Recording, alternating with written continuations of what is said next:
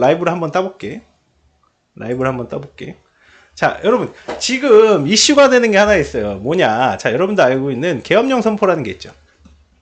자, 이 계엄령 선포라는 게 있는데, 당연히 이게 안 좋은 거 알아. 그죠? 안 좋은 거 아는데, 자, 근데 신기한 게 있어. 자, 계엄령을 선포한 윤석열 대통령을, 이건 괜찮아요. 연습이니까. 윤석열 대통령을, 자, 탄핵시키자라는 의견이 있어.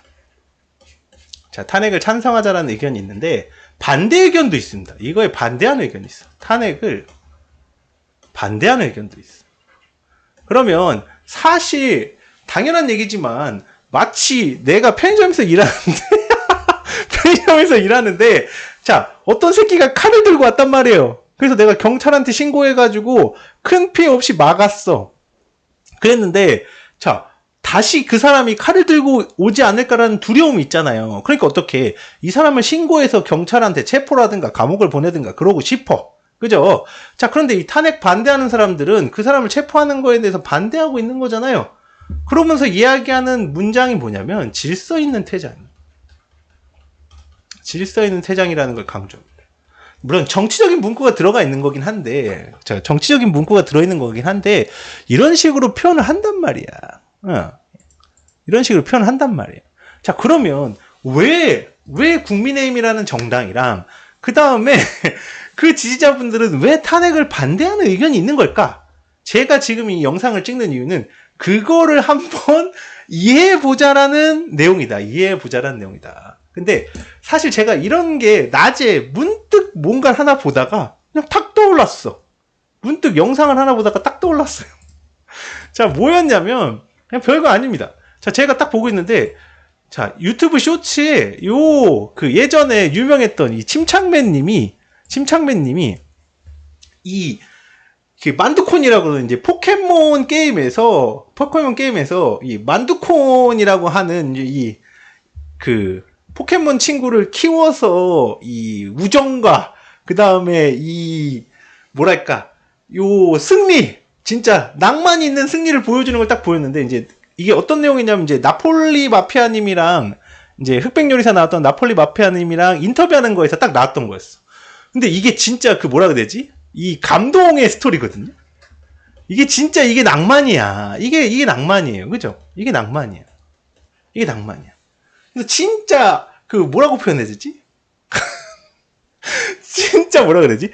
이거에 주는 낭만이 어떤 거냐면 우리 만두콘 친구, 여기 있는 이 만두콘 친구가 보여주는 이 희생이라는 거는 사실 이게 나를 위한 희생이 아니야. 여기서 나오는 대사가 있는데 이게 뭐였냐면 여러분들 아는 대사일 거예요.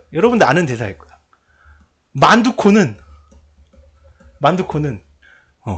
침착맨을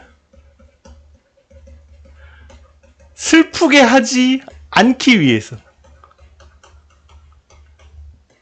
버텼다. 이거야. 자, 무슨 얘기야? 내가 아니고 남을 위해서 내가 버틴 거야. 내가 아니고 남을 위해서 버텼어. 그렇죠? 자, 그런 것처럼 이 만두콘이 보여준 희생은 내가 아니고 남을 위해서 희생하는 거야. 자, 그러니까 무슨 얘기야? 거꾸로 이야기하면 나를 위해서 하는 거에서는 사실 사람이 쉽게 포기할 수도 있어요. 그리고 의견이 쉽게 바뀌기도 해. 왜? 효율적이니까. 그런데 남을 위해서 하는 거. 예를 들어서 뭐 가족을 위해서 희생하는 경우 또는 종교적인 희생. 이런 거에서는 생각이 쉽게 바뀌지 않아. 그치? 안 바뀌어. 그쵸? 종교나 이런 다른 사람, 타인에 대한 희생에서는 잘 바뀌지 않아. 그리고 자, 여러분도 알고 있어. 자, 우리가 다 알고 있는 것처럼 계엄령이라는 게 잘못되어 있잖아. 그래서 자, 국민의힘이라는 정당이나 지지자분들도 당연히 알고 있어. 근데 자, 지금 양측이 자, 국민의힘이라는 정당과 그 다음에 그 지지자분들은 서로를 위해서 버티고 있는 거야. 지지자들은 국민의힘이라는 정당을 유지시키기 위해서, 자, 국민의힘이라는 정당은 지지자들의 지지를 잃지 않기 위해서 서로를 위해 버티게 되는 거지. 서로를 위해서 버티는 거야. 그쵸? 자, 그래서 양쪽이 서로를 바라보면서 버티는 거야. 다른 사람을 위해서 버티는 겁니다. 자, 근데 이게 잘못된 건 아니야. 왜냐면 자, 민주주의고 정치적인 권력을 잃지 않기 위해서 하는 것도 정치입니다. 정치. 내 권력을 유지하고 싶은 거야. 물론 이제 권력을 유지하는 것보다는 뭐 나라를 위해서 한다든가 뭔가 긍정적인 요소가 많죠. 그런데 내 정치 권력을 유지하고 싶은 것도 욕심이긴 해. 욕심이긴 해. 그렇긴 해.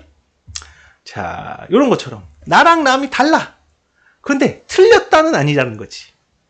그러면 자, 이해를 해보자 이거야. 그것이 올바른 민주주의야.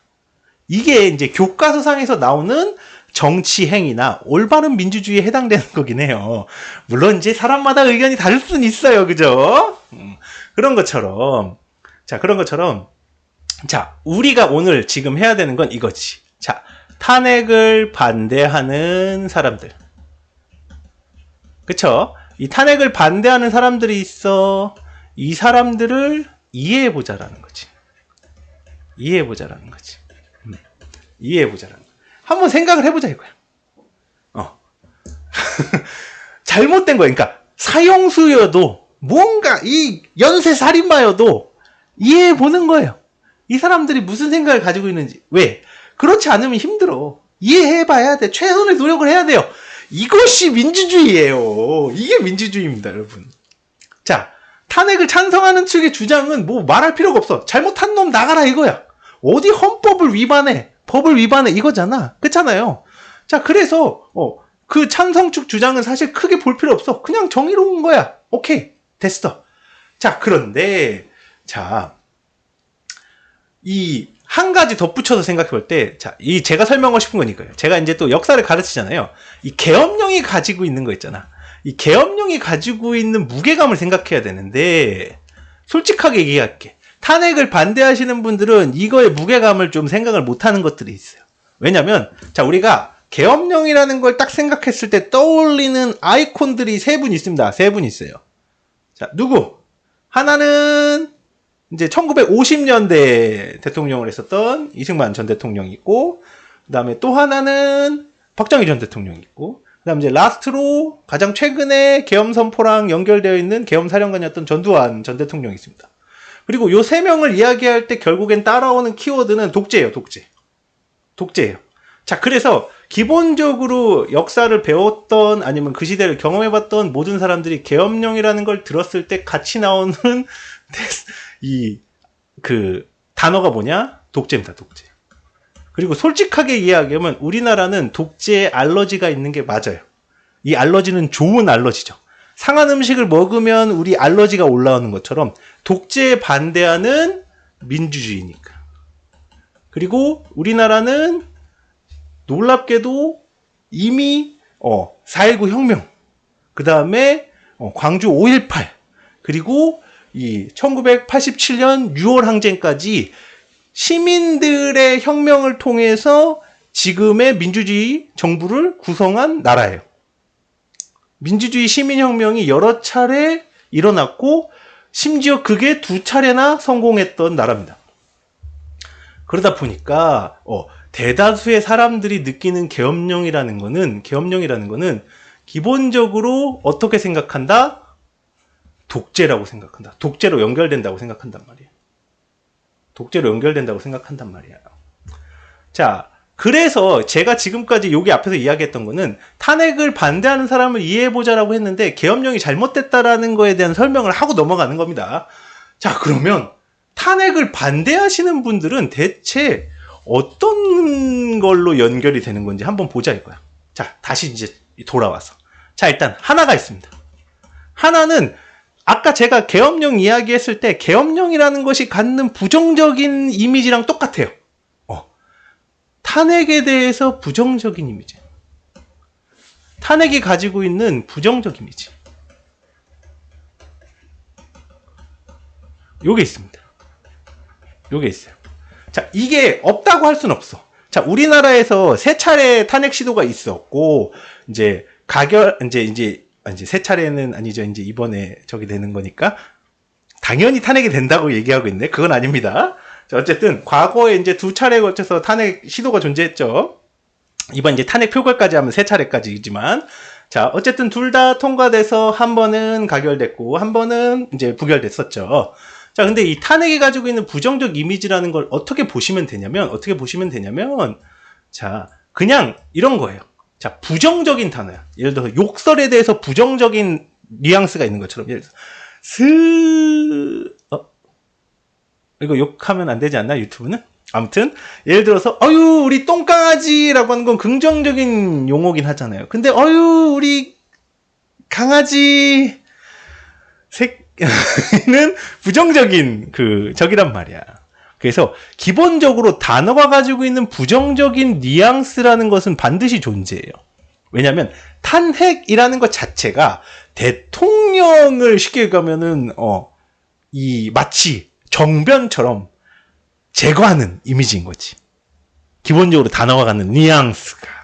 근데 또 우리나라 이제 중장년층이나 노년층 같은 경우에는 과거 이제 독재 정권 시절 때 제왕적 대통령제를 경험해 봤단 말이에요. 이 제왕적 대통령제라는 거는 이 교과서상에서 나오는 표현입니다. 왜냐? 이 제왕적 대통령제의 장점은 뭐예요? 기본적으로 독재든 뭐든 간에 권력을 잡고 있는 대통령이, 강력한 권력의 대통령이 가지고 있는 최고 장점은 뭐냐면, 요즘 표현으로 얘기하면 사이다야, 사이다.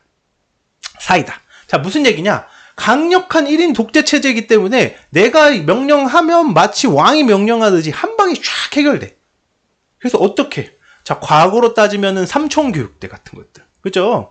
자, 그리고 예를 들어서 노태우 대통령 때 나왔던 범죄와의 전쟁 같은 거 있잖아요. 자, 그런 걸 생각하면 돼.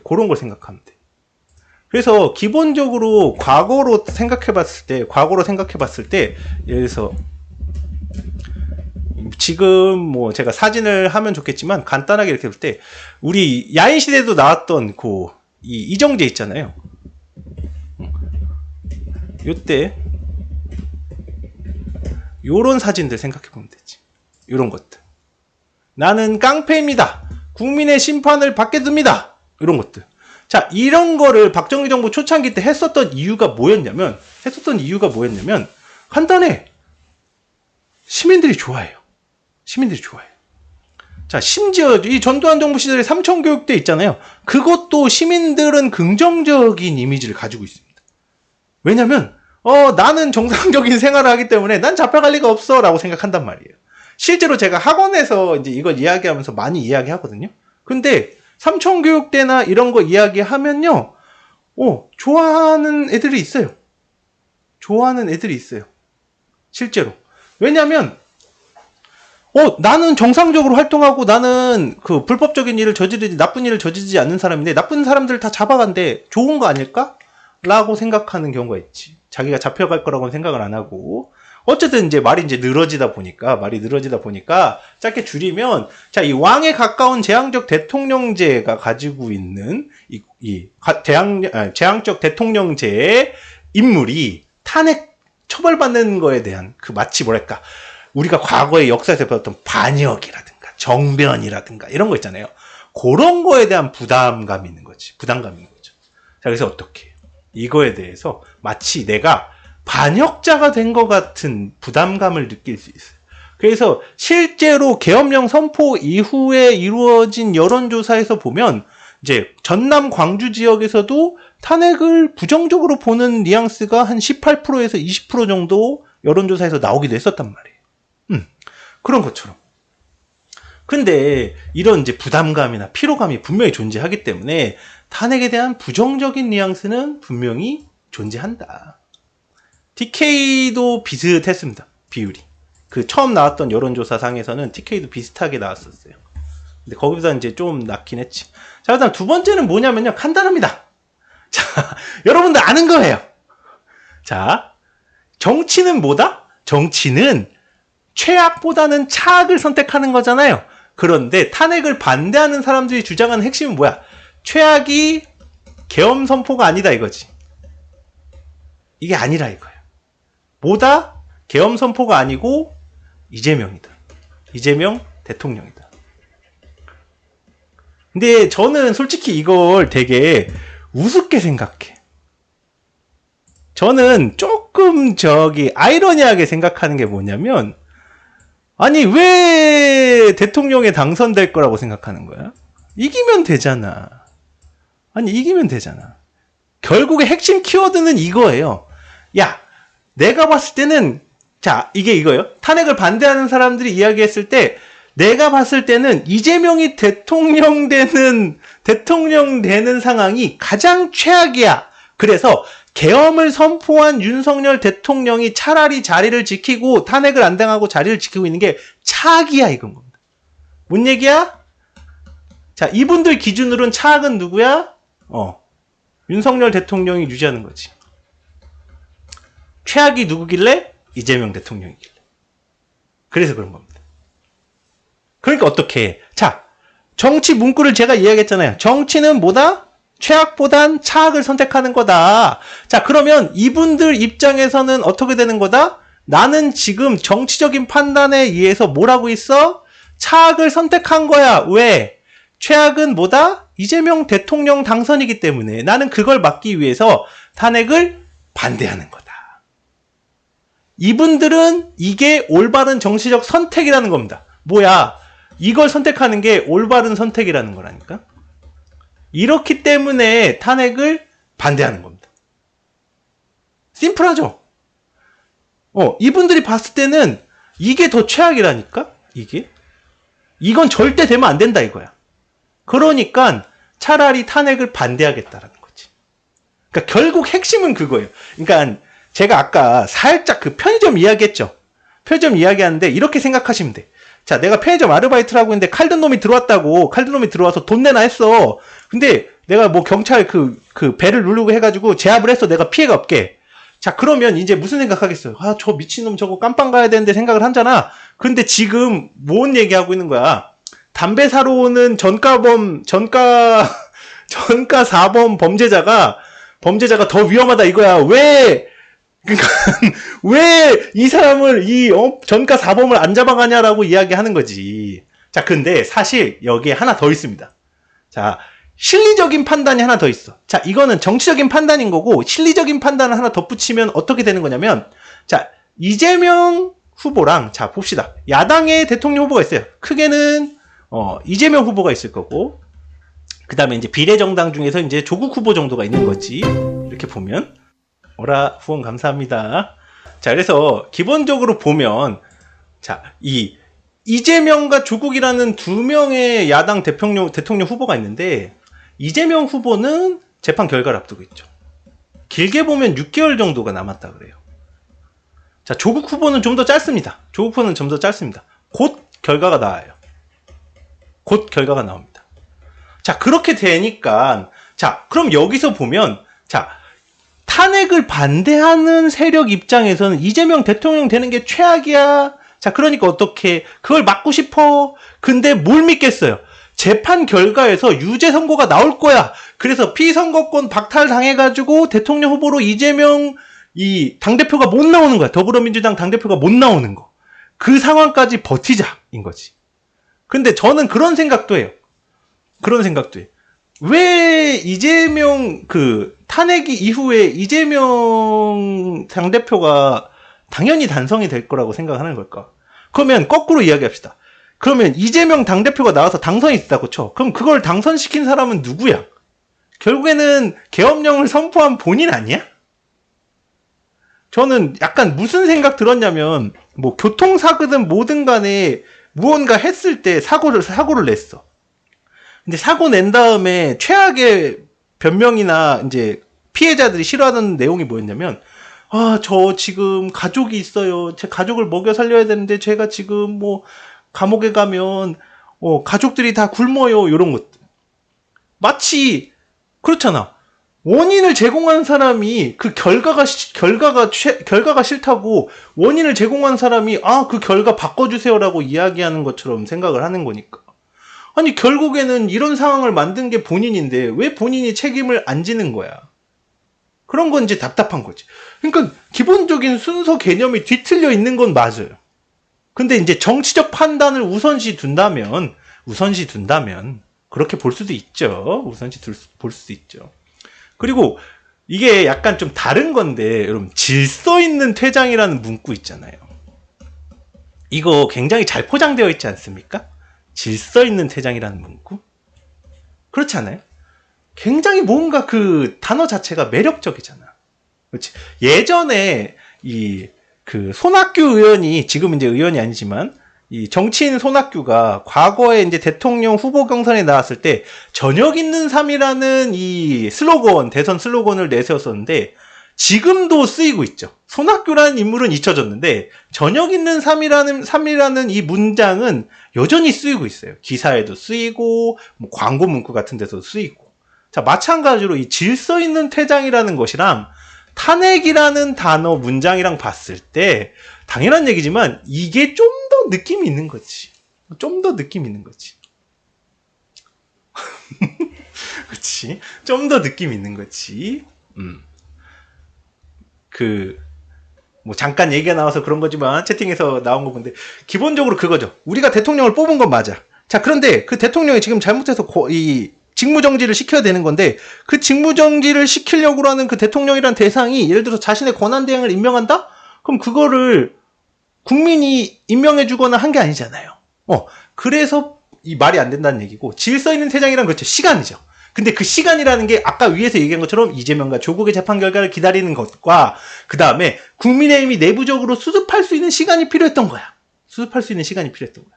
그래서 저는 무슨 생각을 하고 있냐면 자, 이 윤석열 대통령이 본인이 하야를 하든 뭐 탄핵을 받든 간에 시간을 조금 벌면서 협상하려고 하는 게 아닐까라는 생각을 하기도 해요. 왜? 자신의 정치 권력의 안정화랑 그 다음에 이제 뭐 그 퇴임 이후에 퇴임이 될지 모르겠지만 이후의 상황을 고려하는 거지. 그러니까 예를 들어서 이제 법적인 처벌이나 이런 거에서 조금 뭐 여러 가지 협상 카드로서 자신의 임기를 거는 게 아닐까라는 생각을 해요. 예를 들어서 이제 뭐 우리나라는 5년 단임제인데 4년 중임제 미국처럼 총 8년 할 수 있는 식으로 개헌에 대한 그런 카드로 충분히 쓸 수 있다고 생각하고 한동훈 당대표 입장에서는 반드시 그 카드를 만지작거릴 겁니다. 던질 수 있는 국민의힘 입장에서 던질 수 있는 협상 카드, 탄핵 그 표결을 늦출 수 있는 카드는 그거 하나밖에 안 남아 있어. 솔직하게 얘기해. 그런데 자, 우리 이제 알죠. 요 시점에서 여론조 쭉 나왔기 때문에 자, 탄핵이라는 건 시간 문제라는 걸 알아요. 그래서 이 질서 있는 퇴장이라든가 탄핵을 반대하는 거는 결국엔 어떤 거야? 하늘에서 희망의 동아줄이 내려오듯이 2차 세계대전에서 일본이 진주만 습격을 하고 나서 미국이 아이고 미안합니다 라고 사과를 할 거라고 생각했던 것처럼 꿈과 희망이 담겨져 있는 그 마지막 기도란 말이에요. 하늘에 기도하는 거랑 같아. 종교적인 거랑 같은 거지. 자, 그런데 제가 지금 이렇게까지 쭉 이야기했지만 당연히 자, 계엄령 선포는 잘못됐고 그런데 자, 이 탄핵을 반대하는 입장에서는 나름의 정치적인 판단이 들어가 있는 겁니다. 정치적인 판단이 들어가 있는 거예요. 자, 그리고 여론부터 시작해서 자, 전체적인 흐름은 결국에는 뭘로 가겠어? 탄핵을 찬성하는 쪽으로 가고 있어요. 그렇죠? 찬성하는 쪽으로 가고 있어요. 이쪽으로 흘러가고 있는 건 맞아. 자, 그런데 이거가 설득이 좀 안 돼서 시간이 지연되면 지금 주식시장 박살나는 거 봐. 그다음 이제 환율 올라가가지고 지금 이 난리 난 거 봐요. 제가 이 국민연금 수호자를 자처하고 있는 미래 세대를 가르쳐서 국민연금 수호자를 자처하고 있는 제 입장에서도 고통스럽단 말이야. 자, 그러니까 어떻게? 자, 우리가 생각할 수 있는 건 뭐야?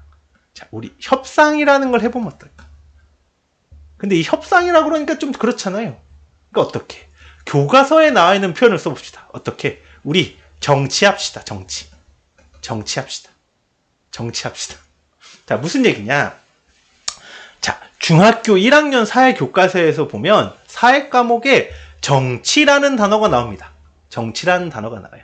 자, 그러면서 자, 좁은 의미의 정치와 넓은 의미의 정치를 이야기해요. 두 가지를. 자, 그런데 좁은 의미의 정치라는 거는 말 그대로 정치 권력을 획득하려는 겁니다. 요거예요. 자, 근데 넓은 의미의 정치는 기본적으로 이거 외에 더 넓은, 그러니까 일상에서의, 그러니까 평화적인 중재. 이거에 가깝습니다. 자, 친구를 싸우지 않게 말리는 거, 그 다음에 애들 수업 시간에, 홈룸 시간에 회의하는 것들, 이런 것들입니다. 자, 그래서 저는 이런 이야기를 한번 하고 싶어요. 이런 이야기를 하고 싶어요. 자, 미국에 형량 거래라는 게 있잖아요. 형량 거래라는 게 있잖아. 그죠? 형량 거래라는 게 있잖아요. 범죄 영화나 이런 데 나오는 거 보면 자, 어떻게 동료를 불거나 그렇죠. 이게 최근에 저기 있는 것도 있잖아. 예를 들어서 자, 국민의힘에서 투표하러 온 사람도 있어. 그럼 그 사람들까지는 오케이 해주자. 아니면 계엄령 선포 당일날 국회에 들어와가지고 이 계엄령 해제 투표결까지 간 사람들은 그래도 괜찮지 않냐 이런 것처럼 자, 법적 절차를 따지면 이게 안 되는 건데 이거를 뭐 법적으로 보장을 하거나 또는 어느 정도 인정을 해주는 이유가 뭐야? 이런 행위로 결국에는 전체적으로 봤을 때 공리주의적인 관점으로 보지 않더라도 더 많은 이득을 얻을 수 있기 때문이죠. 왜? 지금 이대로 그래 강대강으로 가가지고 탄핵 계속 부결된다고 생각해봐. 그러면은 정치 혼란되고 주식시장 개판되고 환율 개판되고 그냥 우리나라 개판되는 건데 자, 그런데 거기에서 당근을 슬쩍 내밀어서 우리 같이 정치해볼까? 이러면서 설득하는 과정을 거쳐서 자, 일부 국민의힘 의원들을 설득해가지고 표결로 넘어가서 탄핵이 가결됐다고 해봅시다. 자, 그러면 결국에는 이게 더 많은 이득이잖아요. 그렇잖아. 강력한 처벌만으로는 안 돼. 그건 우리 이미 200년 전에, 2000년도 전에 진시황제가 나라 세웠을 때 이미 안 된다는 걸 증명했어. 응? 증명했단 말이야. 자, 그러니까 어떻게 우리가 좀 힘들지라도 마음을 열고 탄핵에 반대하는 사람들의 이야기를 좀 들어볼 필요가 있어요. 그리고 천천히 설득하려는 시도를 해야 되는 거지. 천천히 설득하려는 시도를 해야 되는 거지. 그러는 과정에서 자, 지지자들을 설득해야 되는 경우도 있어요. 이게 논리적인 설득이든 이성적인 설득이든 또는 이 감정에 호소하는 거든 간에 뭐든 간에 그래야지 탄핵이 성공하는 거고 반대로 탄핵이 아니고 뭐 하야를 한다든가 이러더라도 슬기롭게 풀어갈 수도 있는 거란 말이에요. 그러기 위해서 넓은 의미의 정치, 흔히 우리가 표현하는 대화나 협상이 필요하다라는 거죠. 자, 그리고 결국에는 이 뒤에는 자, 이 혼란을 겪고 나서 더 발전된 대한민국 민주주의 국가가 있는 거고. 자, 그 다음에 언제나 그랬듯이 희생과 투쟁을 통해서 민주주의를 쟁취한 이 세대가 더 민주적인 국가로 발전시킬 수 있을 것이고. 그쵸? 이 미래 세대들은 교과서에서 배웠고, 우리 과거 세대들은 뭐 80년대 경험해 보신 분들은 80년대 경험해 봤을 것이고, 아니면 또 뭐 나라가 힘들었을 때 IMF 겪으신 분들은 아시잖아요. 나라가 힘들어지면 진짜 힘들어. 서로. 내 가족들도 힘들고, 내 친구들도 힘들고, 다 힘들단 말이야. 그러니까 그런 과정을 겪는 거는 너무 고통스럽다. 응? 그렇기 때문에 지금 우리나라 시위 형태도 바뀌었잖아요. 촛불 시위하고 저기 아이돌 응원봉 들고 나오고 이런 것처럼 시위 형태가 외국이랑 바뀌었잖아. 그래서 지금은 폭력적인 시위하면 스스로 자제하고 이러잖아요. 그래서 긍정적으로 발전하고 있다고 봐요. 그래서 그런 문화 부분에서 마치 요즘 K-컬처에서 K-팝이나 K-드라마 얘기 나오는 것처럼 시위 자체도 평화적인 시위에서 우리나라가 가장 앞서고 있는 게 아닐까. 그렇잖아. 자, 그래서 어떻게 지금 해야 되는 건 뭐다. 힘든 거 알아. 저 새끼들 왜 저래? 서로 생각할 거야. 거기다가 자, 지금 계엄령이 선포되어 있는데 지금 그걸 앞뒤 볼 필요도 없는 거 아니야. 그렇지만 그래도 자, 여기 있는 것처럼 이 정치라는 것을 해야 된다. 고급진 표현으로 대화, 협치, 양보 모두 다 우리가 지금 최고의 정답, 저 새끼들 다 깜빵 넣어놓고 내란죄 해놓고 이런 게 아니고 최고의 정답을 얻는 거는 쉽지 않으니까 과정도 어렵고 그러니까 어떻게 여기서는 마치 약간 좀 버드나무처럼 이렇게 유연하게 최선의 정답을 찾아 나서는 게 우리나라의 미래에도 그리고 우리나라의 현재에도 도움이 되지 않을까 그런 생각을 해봅니다. 여기까지.